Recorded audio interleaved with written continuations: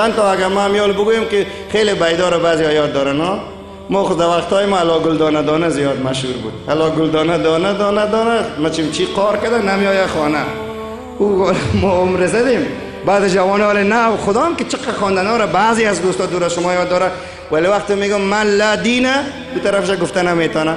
در حالی که حدیث خیلی مشهور است سر زبانهای علمای کرام است. مشهور حدیث دو قسم است.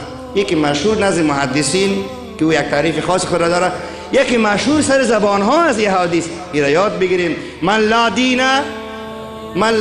دین لمن لا امانت له.